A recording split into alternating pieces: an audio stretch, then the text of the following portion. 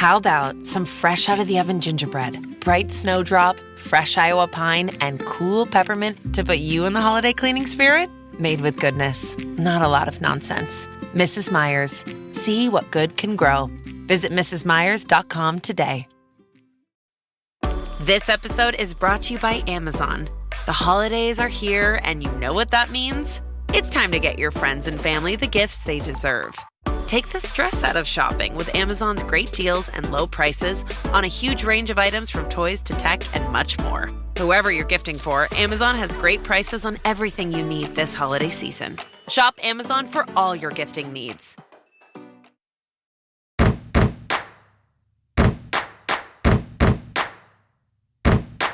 Welcome back to Immigrantly. I'm your host, Sadia Khan.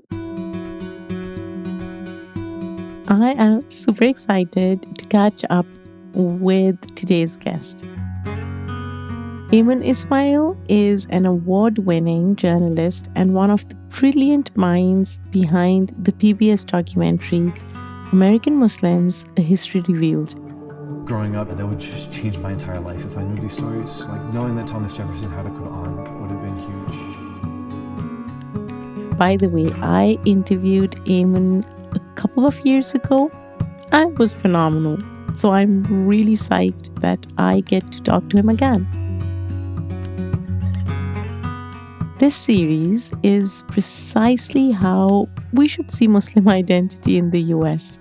It goes beyond the usual narratives, breaking stereotypes and highlighting the incredible diversity within the community. One story that really stood out to me was that of Yarrow Mamout, a Muslim who was enslaved and brought to Maryland in the 1700s. His resilience, faith, and journey to becoming a respected figure in Georgetown is remarkable.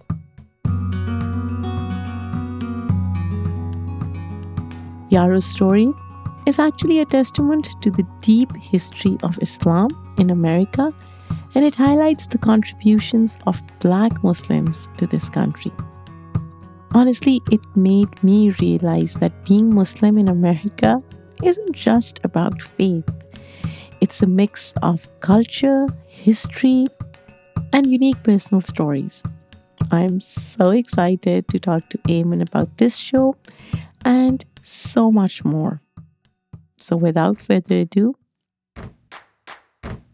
let's get started.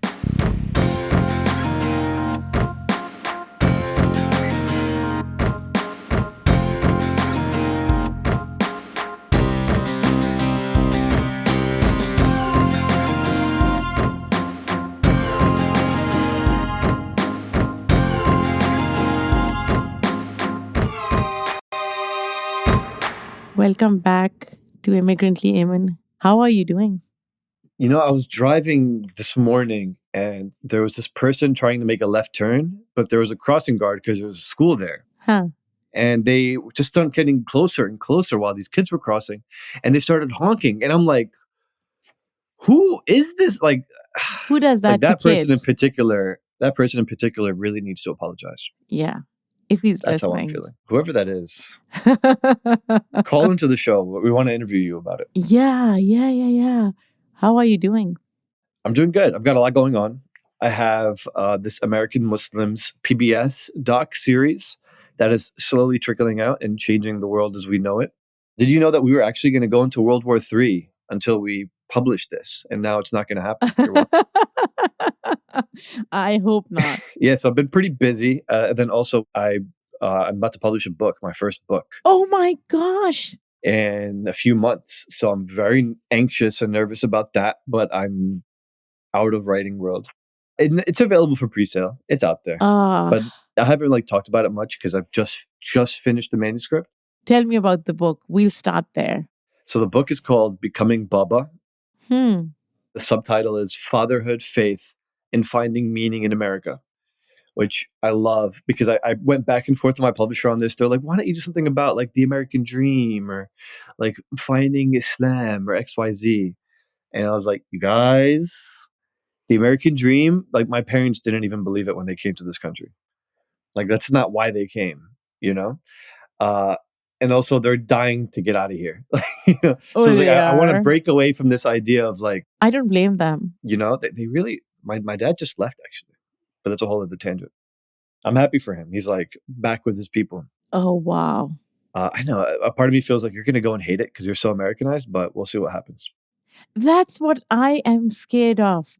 When I think of going back to Pakistan, I'm like, but I'm not that person anymore. You're American, bro. Yeah, I mean, sort of, maybe outsider, insider, but still, I sometimes act like an American in Pakistan, which is embarrassing. I shouldn't be doing that. Not in Pakistan.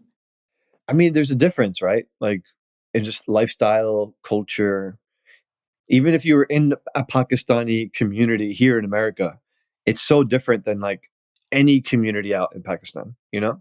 So I feel like it's okay to just accept that we are who we are. This is something that I actually get into in the book. I'm talking about Egypt because my family's from Egypt. And this idea of like going back home is like put in our head of like we have to return, we have to stick to what we know, we have to stick to who we are, and that America is trying to pull it out of us, right? But then I go to Egypt and I don't fit in at all, which I think is how a lot of people experience when they go back to their home countries when after growing up in a different one. So there's like this scene where I have a kid. My kid is like just born. I'm a father now, and I wanted to like bring my son to Egypt so that he could feel connected to this country in a way that I am afraid that I won't be able to give that connection in the same way that my parents could have because they were born there, right? So I'm wanting my kid to feel Egyptian in America the same way that I felt Egyptian in America. So I'm trying to bring him to Egypt as often as I could. So there's like this moment where my cousins are like wanting me to come hang out at this cafe that's like in their barrio, in their area, their community. I'm like, yeah. Can I bring my wife? And they're like, what? No. You know? And I'm like, oh, this is like a gendered thing, right? And it's really improper for women to hang out with men generally, which is something that we frown upon in this country. So, what you're saying is they didn't want your wife to hang out with them because of her gender, or is it because It wasn't about you're my their wife friend? at all. It was about the space, and it was about the space being considered male only. Oh, right? okay. So yeah, that happens in Pakistan a lot too. There's like male only cafes, but there's also like female only cafes, and there's also like mixed cafes. But this cafe that they were at just happened to be like you'll never see a woman there ever, right? And there might have never been a woman who ever sat there ever. I don't know. Either way, for me to like ask them was like obviously no. If you want to, we can like do something else. You know, they weren't like we don't want to hang out with her. They were just like, oh, but this cafe. But that makes sense to me. I mean, that's fine. That's the culture, right? This is where the book goes, right? And this is why I like this book so much, because you expect it to go some way, and then I go and I bring my son, and I love being in this males only space because they're intimate. They're like sitting on each other's laps. They feel more free than how I experience a lot like being in men only spaces here in America, where it's all about like girls this, girls that. It's all like performing a lot of masculinity, a lot of the roles, which is very distinct, right? Like locker room talk, as we call it here. It didn't exist over there in this cafe, at least not in this like circle of men. But then this other thing also happened where I was holding my kid, and like another man who's in the group, who's also like a family friend, just like snatched him and like sat down with him. And they were like, dude, drink your coffee.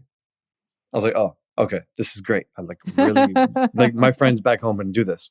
And so I'm drinking my coffee and I look over and my kid is in the arms of another person. And I'm just like kind of doing my thing, and they're like playing backgammon, they're like screaming, they're getting intense. And I look over my kid's being held by another guy. I'm like, I love this. It takes a village. Yeah. And the fact that it just came so natural to the point where nobody was the one taking care of the kid. It was everyone's kid. And nobody felt too burdened because everybody shared the burden equally. Yeah, that's so beautiful. I wish I had that support system in the US when I was raising my kids. I didn't have that. And I know that if I were in Pakistan, I would have that.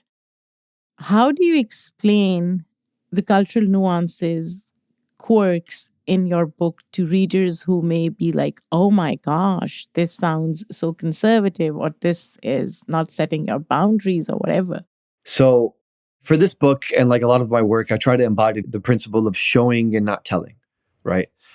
Because especially in a community as diverse as ours, in the Muslim community, one person who could be in your family might not recognize the version of Islam or Arab culture or whatever, or New Jersey culture that you're presenting, right? Because experiences vary and everything is colored by our experiences.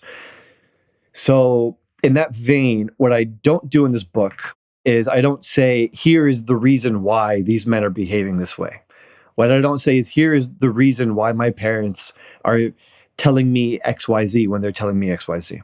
What I'm doing instead is I'm trying to complicate the narrative and be as specific as possible about what happens and when and how, so that it just reads like a story, right? This is the experience of one person who is insecure in their faith, who often feels like they don't do a good enough job of being a Muslim, who becomes a father and is now hell bent on trying to be as good of a Muslim father as possible, but at the same time has a lot of questions about what exactly that is. And that's it.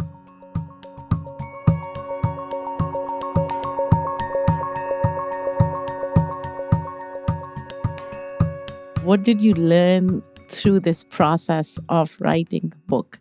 What does it mean to be a good Muslim father? This is a great question. For the process of writing the book, I was just constantly learning or realizing the fact that I don't really sit or reflect on my own life enough. I'll tell you what I mean by that. Part of the exercise of writing a memoir is you need to sit down, you need to think back through your life and think and try to come up with all of the moments or experiences that have materialized into shaping who you are, which I've never done before. I've never sat down and wondered, why am I the way that I am?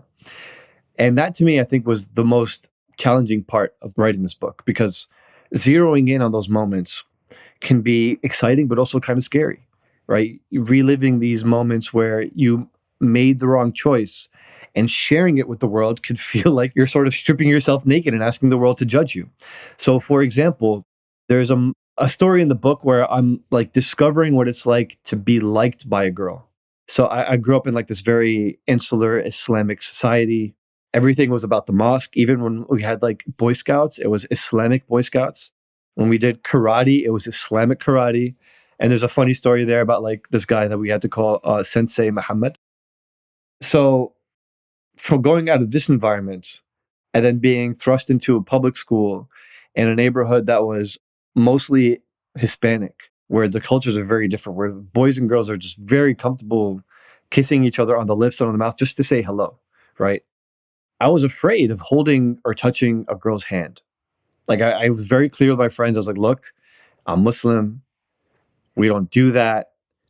We have to be very pure. And this also, I'm in like 6th or 7th grade, but it was part of my outward identity of being like, okay, I need to preserve this. I'm at risk of losing this. And my parents had drilled in my head, like, we're different and we need to protect what makes us different. It's not enough to just believe in it. You need to not let anyone take your faith away from you. Faith preservation. And this is also like, in the shadow of 9/11, whatever. So there was a lot of fear and apprehension about the next generation not taking up the mantle of Islam. And not because of like a failure of worship or failure of God, but also a failure of parenting on their end. Like this is what they were concerned about as parents. This is also what fed into my concerns when I became a parent as well. So it all culminated in this moment where I was being teased. My only friend at that time, who became my best friend, we're still best friends to this day, was like teasing me. He was like asking me like, who came up with these rules? I'm like, God came up with these rules. I'm following God's rules. And like them just like thinking of me as being like silly. And they're like, look how easy it is. And they'll just like kiss a girl in front of me. And they're like, see? Right? And I'm like, oh, but I can't. But then eventually I do. And then I found out a girl has a crush on me. And then I become infatuated with her. And then we become like a boyfriend and girlfriend. And so immediately it begins to fall apart for me. So what begins to fall apart for you? By the time I get to high school, the idea that I need to be protecting my Islam from other people. So you're reconciling with Islam in your own way now. I am giving up essentially. Oh, you're giving up. I feel like I'm sinning, but I'm sinning anyways because, like, what's more important than being liked and having a girlfriend? Right. So it's not like, oh, this is my version of Islam. I'm giving up on faith. Right. If Islam wants me to not feel good and feel happy in sixth grade, I don't want to be Muslim, is essentially what I was feeling at that time. Right. I was like, how could this feeling of excitement be wrong? Yeah. Yeah. Why would God not want that for me? Is essentially the kinds of questions I was asking myself as a sixth grader. And I was mostly dealing with it by myself. Like I wouldn't ever verbalize. Like I said, like I didn't reflect on those moments until I was in my 30s writing my memoir. But what was really scary about all of this is putting this all on paper, right? My parents don't know that I to this day, never knew that I had a girlfriend. They didn't know that I used to hide from them. And like when I would like walk down the street with my girlfriend, have her walk like 4 steps ahead of me so that I can have plausible deniability and be like, I don't even know her. I guess she looks familiar. I can already rehearsed it in my head. Then when I get to high school and I have like somewhat of like a serious girlfriend, I break up with her because I'm wanting to be a better Muslim. And I don't think even at that time, I recognized or understood what that meant for her and how she might have felt being told that she was part of my sin. And I must have felt awful. And all of this is in the book. And what I don't do is I sit there and say, well, this made me feel this way. And here's why this trope exists, or here's why I felt this way. It just happens. And then my mom catches me in some other thing. And then we have this whole thing. And then it just moves on to the next story, right? So as far as I'm concerned, this book is a series of motifs of stories that could only ever happen to a Muslim American. And they're happening because this person is responding to and reflecting on their religion in an environment which is not predominantly or friendly to Islam. How do you see your relationship with your son differently from your parents' relationship with you? What kind of Muslim do you want your son to be? And I'm sure your son will partake in his own journey. But in your mind, what kind of Islam do you want your son to interact with? So this is reflected on in the book. So this is all fresh in my mind. What's really surprising for me is how similar it is to what my parents want, right? I'm right now looking up Islamic schools, even though at the time I was resisting and being like, oh, I hate this. Like, why am I doing this?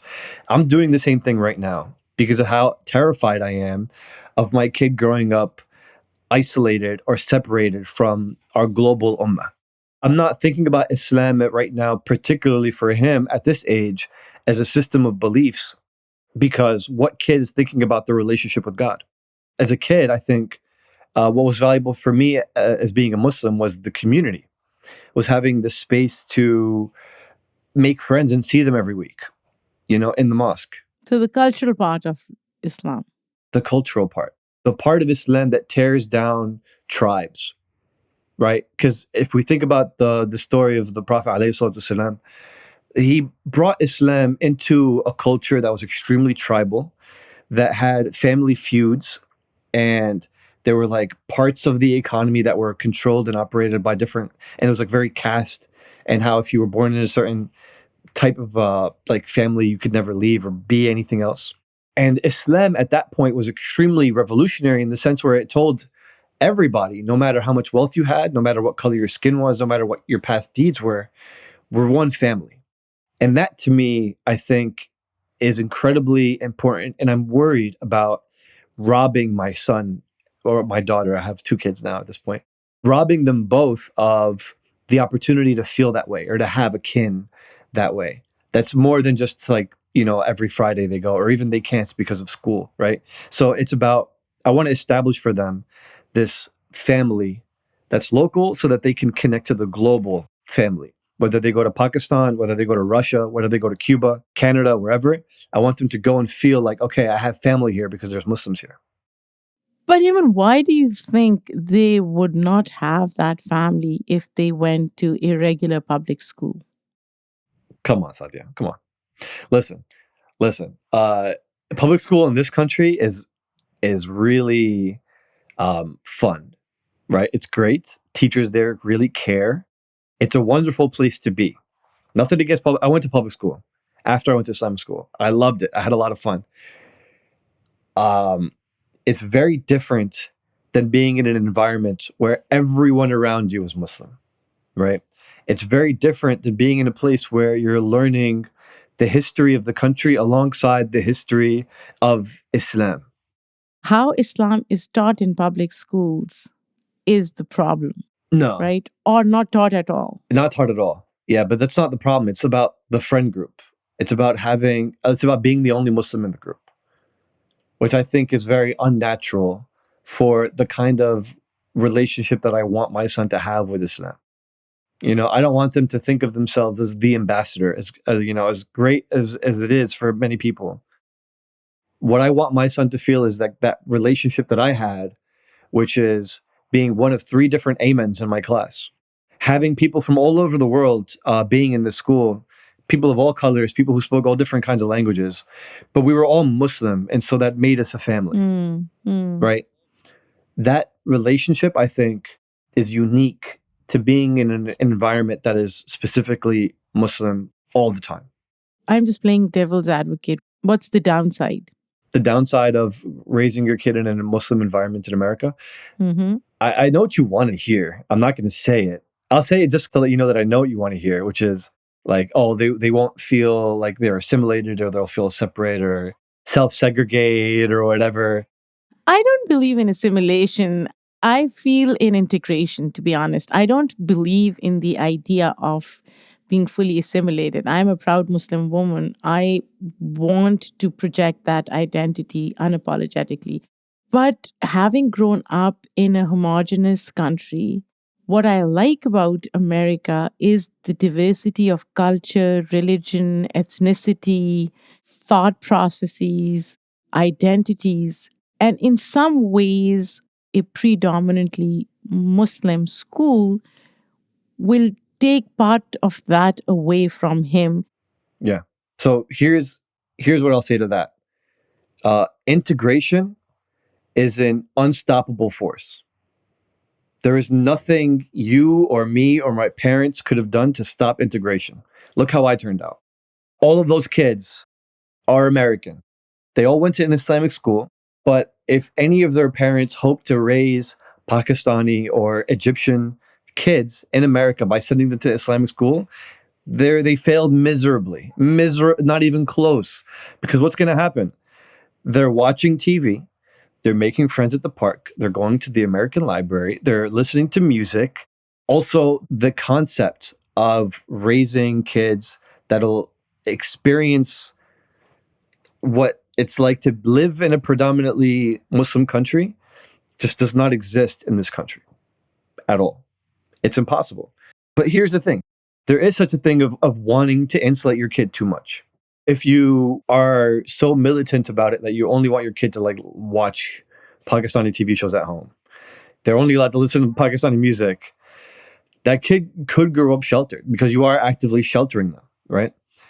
That's not what I have in mind. What I have in mind is it's more of like an admission of my own shortcomings is how I see it. Like, I know that I can't provide that kind of Egyptian environment that my parents were able to create for me, right, at home. So you don't want your kids to be less American. You just want them to be more Muslim. I just want them to have an attachment that'll withstand and bring them back to the deen when they get older. Why is that important to you? For a lot of reasons. The most primary reason is this fear of being the weakest chain in the link, right? My family has been Muslims for generations.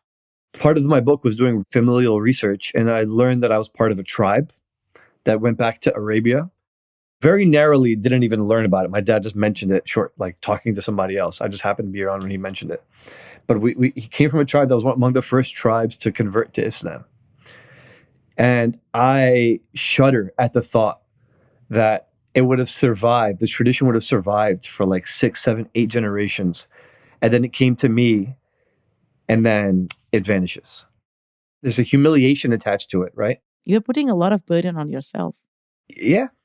Yeah. I mean, I guess I could just not care, but I do, right? So yeah, but there's a good middle ground, right? From not caring to just taking it upon yourself to pass on that tradition almost exclusively. I disagree. So here's why I disagree. I think if you know what failure looks like, it's incumbent on you to avoid the failure. So for me, I don't want my kid to grow up feeling like they are disassociated and disconnected from Islam entirely. I don't want that. So it's incumbent on me to take measures, to make actions, especially while they're young, to try to create that attachment. If I was my parents, I could have gotten away with just sending them to public school, right? If my faith was so strong, if I had like a purely Islamic environment at home that they could be attached to. You know, we're not making like Middle Eastern dishes for dinner. We're chopping a salad, throwing some strawberries in it. We're just doing whatever. You know, we're going to BJ's and shopping at the ShopRite like everybody else. You know what I'm saying? So in this environment, there's my cameras on. You can look at my room. There's nothing Islamic or Arabic on the walls. There's like a camera there. I'm conscious of my own shortcomings as a Muslim Arab person that is capable of passing this down on my own. So what I'm doing is I'm getting help. And I'm getting help by putting my kid into school in an environment where there are people who are equipped to pass on that knowledge. That's it. So what are your shortcomings? I have so many shortcomings when it comes to this stuff, bro. So I have a difficulty with keeping up with my prayers. It's a fact. And it's in the book too. And it becomes this like very immense tension between myself and my parents, where I can't even have a conversation with them without them telling me about how I need to pray more and they could see me not praying and XYZ. All of this exists in the book, but at the same time is my desire to want to do good and to be that kind of Muslim, to pray all the time. So I'm constantly trying these tricks. I create like an Excel spreadsheet. I like set a timer and all this stuff. And sometimes I get into good rhythms, but then something will happen where I'll just fall out of it. So that's one shortcoming. What else? That's the major one. You know, also my Arabic is not as good enough to pass down as well, right? So I don't know if I can teach them Arabic enough for them to know how to read the Quran. Yeah, but you can use Duolingo or learn Arabic. Why not? Why not? I Seriously? Yeah. I want my kids to be fluent in Pashto. I want them to speak Urdu. I want them to speak so many languages. And you're going to just sit them in front of Duolingo. That's your plan? As I'm talking to you, and this is so crazy because I am reflecting in real time on what kind of Muslim I am and what I've passed on to my daughters. And I feel like a shitty Muslim right now talking to you because I grew up in a predominantly Muslim country and I felt like my faith is so strong. I became complacent with my kids. I felt giving them a more holistic environment to grow up in and decide what they want to do and how they want to pursue life, including their faith, is up to them. And sometimes I do feel bad. I wish I could give them more. And listening to you, I'm like, oh shit, I haven't done any of those things. It's already too late. But you grew up in that environment, so you have more to give them than I do. Yeah, no, not necessarily. I don't think that's true, though. I think it's how you interact with your religion, how much you believe. I feel second generation kids are more intentional and aware of their culture, religion, practices. They try to preserve them more versus immigrants who think or who are confident in who they are, but they lose part of self through the process because they are not as intentional about what they are passing on. And it may just be me. I can't speak for 45 million immigrants in this country. I need to do some reflection. So I understand that you are a little apprehensive about this idea of Islamic school. Can you talk to me a little bit more about why you don't think that's a good idea? I feel like it goes back to growing up in Pakistan. Islamic school is associated with a very specific kind of Islam, right? Very hard-lined, extreme form of Islam. So in my mind, when I think of Islamic school, I don't think of a all-encompassing education around Islam which will focus on more on humanity than rituals. When I think of Islamic school, I instantly think of rituals, and I am past rituals. Our religion offers so much more than just prayer and fasting and Hajj, zakat, that gets lost in conversations about Islam. And I think that's why I am more wary of sending kids to Islamic school. And I remember I used to send my daughters to Sunday school, and they were not allowed to clap to celebrate anything Actually, I remember that. I did grow up with that. because the idea was clapping is haram or clapping is un-Islamic. I was like, okay, I don't want my kids to learn that. That's just so messed up. I'm sure the school that you're planning to send your kids to is different, but I guess I have a very different notion of what Islamic school entails. So that was me before I had kids, right? Before I had kids, I was like, I went through the Islamic school system. It was awful. And talk about it in the book. And there's like this moment where there's like this humiliation attached to like praying incorrectly. They're like walking down the aisles and they're using their hands to physically correct you. And everybody who's praying in those lines is just looking at their neighbor the whole time, right? It's not about praying. It's about performing for the adults who are inspecting. That's what it was. Right. In that environment, if that was what was available right now, only that, I wouldn't even be thinking about it. But I did go on a tour recently to a very nice Islamic school. And what I mean by very nice was like the people who work there are all like American. They all understand what it's like to grow up in America, and they don't have this isolationist mentality.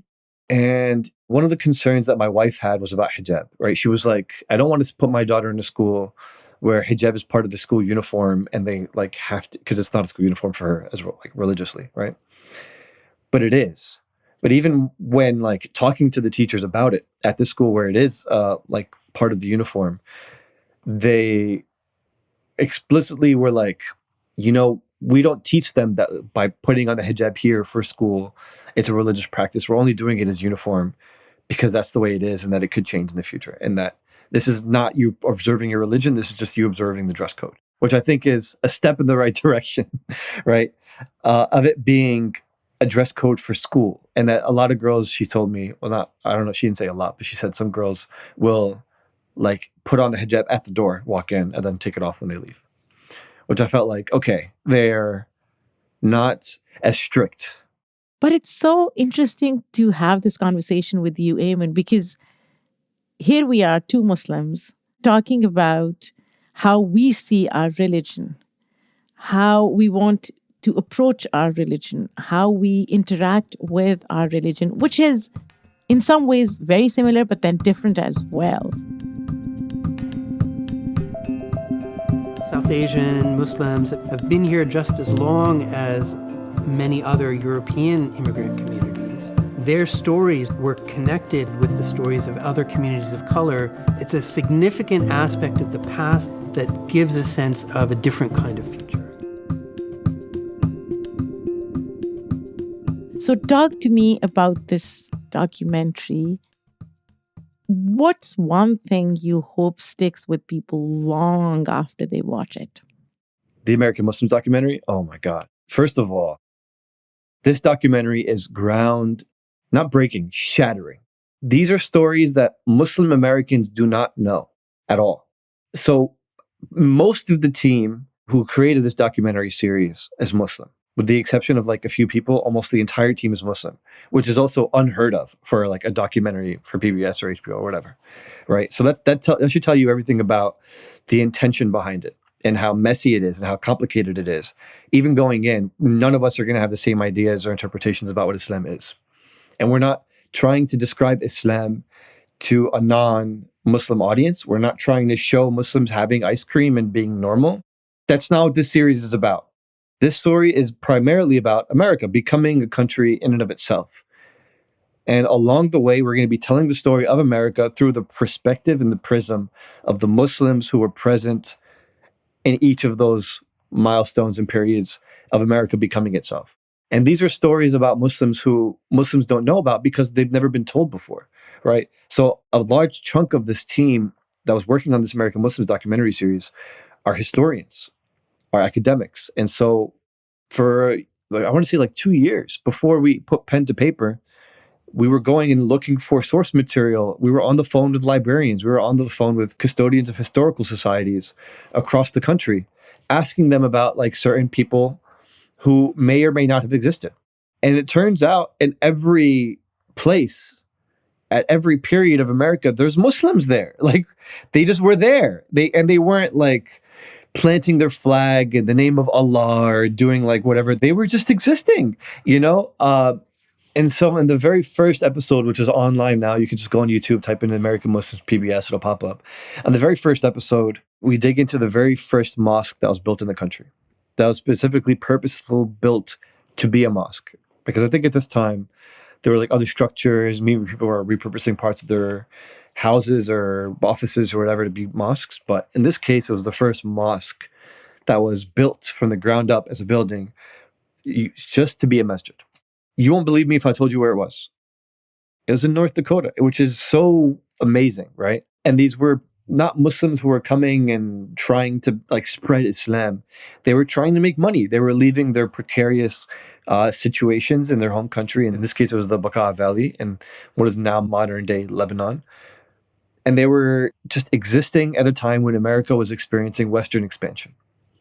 And so we're telling the story of Western expansion, but through the lens and the perspective of the Muslims that were a part of it at that time. And that to me is what makes this series so special. We finally moved beyond the here's how Muslims are responding to 9/11 story. We're not interested in that. We're not writing stories about how Muslims were able to hold on to their faith during the Bush administration. You know what I mean? It's not about that. It's specifically about America being itself at a time when Muslims were also there, also just being themselves. So, how far back can we go in terms of Muslim presence in the US? Long, long before there was ever a US. I know you covered the story of Mary Joma, Syrian immigrants that you just talked about.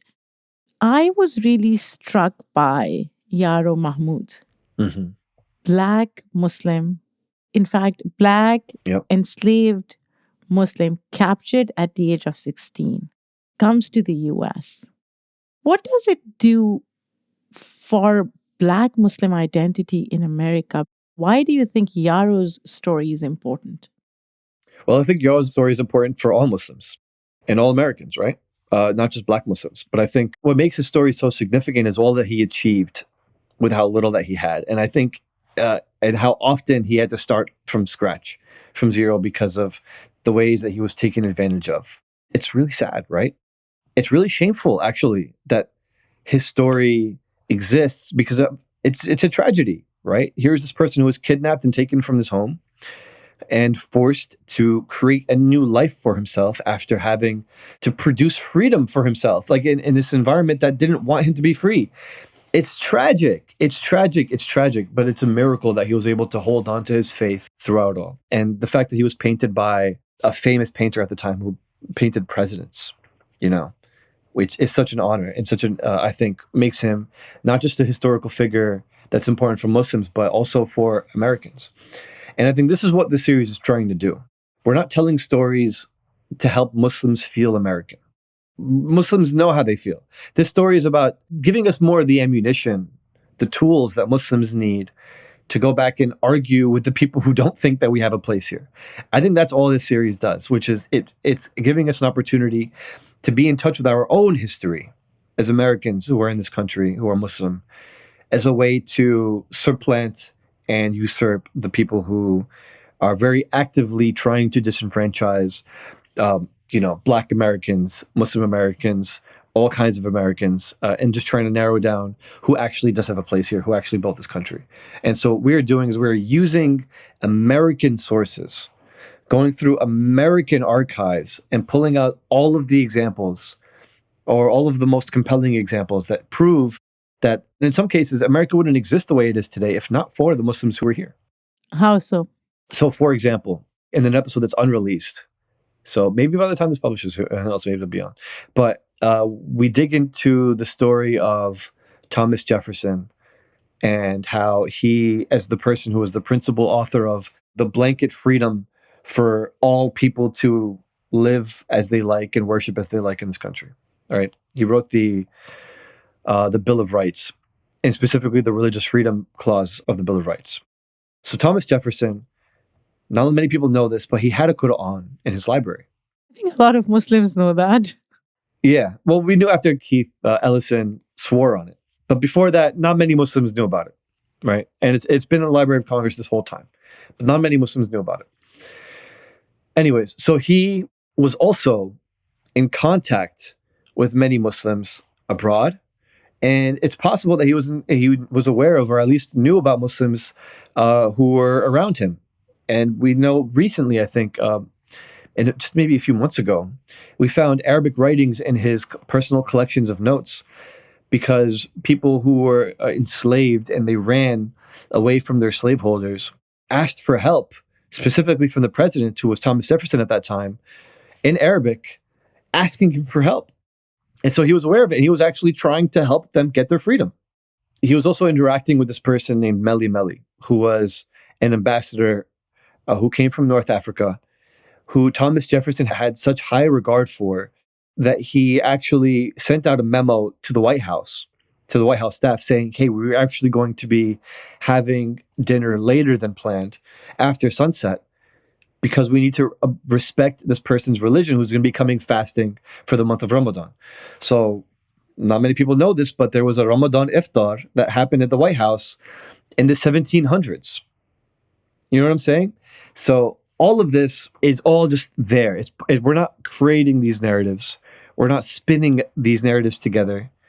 We're literally excavating what already exists in the legacy of America and the way that it interacted with Islam in the earliest days, you know? Why has America's interaction with Islam changed so much? You know, I'll give you a different answer depending on the day that you asked me, but you asked me today, and I'm feeling generous. So I'm going to say it's a lack of education. I think because Muslims don't even know these stories, how could we ever expect ordinary Americans to know these stories? So when you have somebody who comes in, like a Newt Gingrich or whatever, who will come in and say, actually, Islam is this thing that's coming right now, and we need to do something to stop it before it comes and takes over. People who don't know the history of America, or don't know the history of Islam in America in particular, are might feel like, maybe Islam is coming. Maybe we do need to think more about this. Maybe we need to hesitate. Maybe there is like this incompatibility that we need to worry about. But if they were to only know the fact that this is something that the founding fathers considered and talked openly about and debated about, the possibility of there being a Muslim president one day. We have this in their notes. It exists. If only they knew that, then maybe they would be less inclined to believe the Newt Gingriches or whoever, or in this case, the Trumps, who want ordinary Americans to vote for them because they expect them to stop Islam from coming into this country or whatever. How big a role does U.S. foreign policy play in villainizing Muslims? I would say it plays a role, but I don't think it's like the primary role, right? I don't. And the proof is the fact that the foreign policy, if that were true, then there would be no reason for Americans to hate Black Americans, which they do. You know, if that was true, then there would be no reason for them to hate like any of the people around the world, like Russians or Chinese or anything like that. But they do. But Russians is foreign policy. Yeah, that's true. That's true. Chinese is foreign policy too. That's probably true. But Black Americans are not foreign policy. That's just America's legacy of slaveholding. So, yeah, but it ties back to America's legacy, as you said, of enslavement, which is a very dark, uncomfortable, inconvenient truth for them to reconcile with. Right. And not just slavery, but everything that happened after it, all the way up to Jim Crow and redlining. And, we're still experiencing very much the consequences of all of those policies, right? So all of this is to say that there is a lot of reasons that we can point to say, well, here's the reason why they don't like Muslims. They don't like Muslims because of foreign policy. They might not like Muslims because they've read certain texts or cherry-picked verses and they've been told that this is what Islam represents. Or could specifically only be 9/11, just 9/11 by itself, right? There could be many reasons, but I think in an environment where as Americans, we are not attached to this land by ethnicity or color or anything. We're all just sort of here. And this is, I think, the only country in the world that is established on principle, right? So I think it takes a lot of effort and work to maintain that homogeny where we're focused on the principle. And there's a lot of forces that have learned and understood that it's a lot easier to get people to support you if they're worrying about some other thing. I'm speaking like specifically like Roger Ailes, like people who created Fox News specifically because they understood how easy it was for people to be afraid of things that they don't understand. Like they made that calculated decision. So I don't expect, if foreign policy wasn't an issue, I don't expect people to be nicer or feel better about Muslims. Yeah. I've always seen foreign policy as integral to how America sees Muslims. And that may be because I was impacted by US foreign policy growing up in Pakistan in the 80s and the 90s.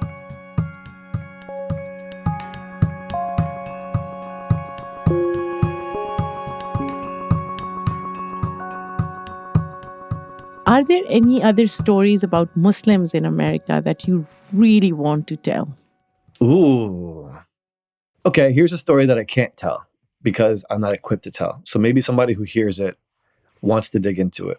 So a little while ago, several years ago, there were rumors and mumblings about this serial killer in Albuquerque, New Mexico, that was killing Muslim men. Do you remember that story? It started with like one killing in the middle of the night where a guy got shot outside of a masjid. And then there was like a funeral for that person. And then at that funeral, 2 more men were killed. And it was like this very mysterious thing. And nobody knew what was going on. And it was like becoming national news because there was a lot of fear all of a sudden, especially amongst the Muslim community, where they were like, what's going on? Like, who's killing all of these Muslim people? And then I think like a few weeks later, a month later, they found the guy, and it turned out to be a Muslim guy. From Afghanistan. And there was like, his son was involved, and there was the possibility that it had to do with like his daughter or someone's daughter. Yeah. It was a very complicated story. And the sentencing just happened. So the person just got sentenced to prison like this year. So it feels like it's finally starting to conclude. Now, I don't speak Pashto. I don't speak any of the languages that'll help me in that circumstance where I speak Pashto. I can help you. Maybe you can go to this community and ask questions and like figure out what actually happened. Why did this person do what they did? Because I don't think any of that information has been made public. And also, how does this community recoiling after all of this like death that all happened so rapidly? I'm really especially curious to know what it's like for a community to be the center of national attention until it's discovered that the killer was Muslim, and then all of a sudden nobody cares anymore, right? So there's a lot of layers there where I would love somebody who can speak to them in their native language so they can feel comfortable and candid to just get the full truth. I think you should just go and do your story there. I think you would be the perfect person to tell that story. I would just be standing there listening to you. That's all I'm going to be doing. Even you were on Immigrantly a couple of years ago. A lot has changed. I'm so excited for your book. I will be ordering it right after this interview. Thank you. Thank you. Yeah. If you were to define the United States of America today, how would you do that? You know, I recently was on the phone with my cousin who like made a joke, and he was like, what is life like in the land of the free? And he was like joking and laughing because he was being sarcastic. He was specifically talking about how people who are being pro-Palestinian were being silenced in every corner, in every sector of American life. So he was like, how's it like over there in the land of the free? How's that treating you? I would say America is still, in my mind, the land of opportunity, not only because it offers people who are like you and I who have kids the ability to dream big and imagine any kind of future we want for our kids. Like that's still true, specifically in this country. But it also has the opportunity to become even better than what it is right now. right? And part of what I learned from being a journalist and in writing this book and in doing the American Muslim series is that history is not this written in stone, immovable document that we can reference. History is this ambiguous fog of information. And inside of it is bias. Inside of it is questions about who's writing what. And in that, if we understand that and appreciate that, we will have the courage, I believe, to go back and re-examine our history, re-examine what we think we know, and use that new information to re-chart our path and to think bigger and hope bigger for America, for our country. I know we're about to step into these 4 years of Donald Trump, but I'm not any less hopeful than I was a year ago. I think this country still has a lot of opportunity to grow and to develop. And there's so much creativity amongst people who are black and brown, who are white, from everybody. Everybody's so creative. And I feel like we've got a good squad. And we just got to get through the first season. And next season, I think, will be better. I love it.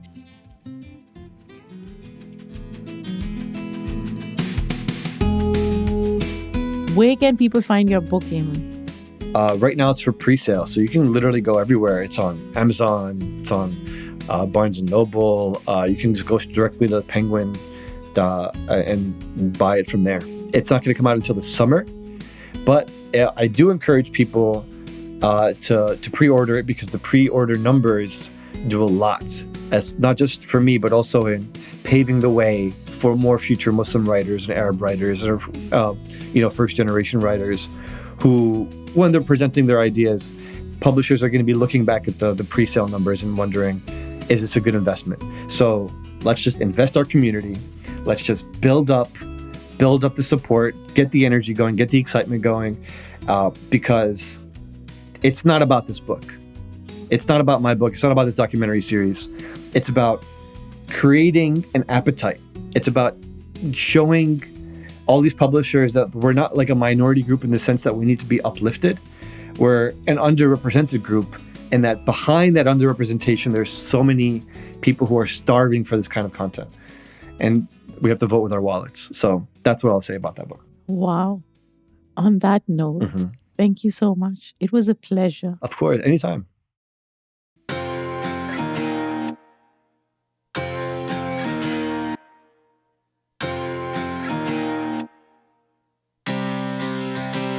So, as you can tell from my intro, I had no idea that Aymann's book is coming out next summer.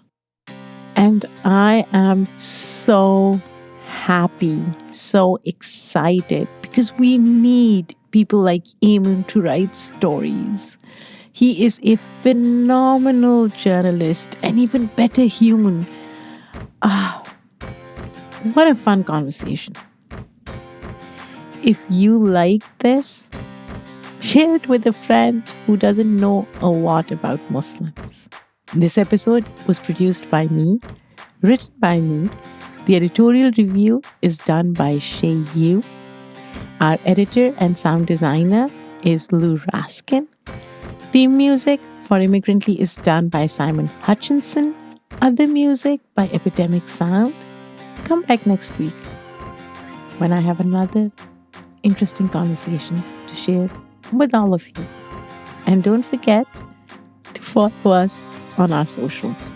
You can find links everywhere, including our website at www.immigrantlypod.com.